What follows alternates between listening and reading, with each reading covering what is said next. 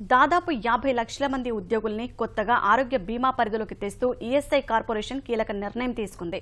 ప్రస్తుతం నెలకు 15,000 లేదా అంతకన్నా తక్కువ వేతనం పొందుతున్న వారికి ఈఎస్ఐ ద్వారా లబ్ధి పొందేందుకు అవకాశం ఉండగా ఆ పరిమితిని 21,000 రూపాయలకు పెంచింది.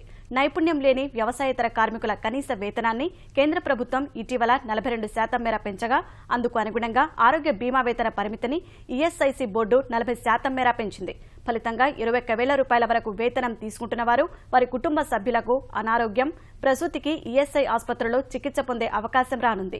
నెలకు 25,000 రూపాయల వరకు వేతనం పొందేవారని ఈఎస్ఐ పరిధిలోకి తేవాలని తొలుత భావించిన ఈఎస్ఐసి బోర్డు చివరకు ఆ విలువను 21,000గా నిర్ణయించింది.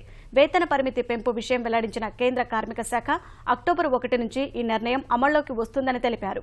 ప్రస్తుతం ఈఎస్ఐ పరిధిలో 2,60,00,000 మంది ఉద్యోగులుండగా వారి కుటుంబ సభ్యులందరితో కలిపి 10 కోట్ల మందికి పైగా ప్రజలకు ఆరోగ్య బీమా వర్తిస్తోంది.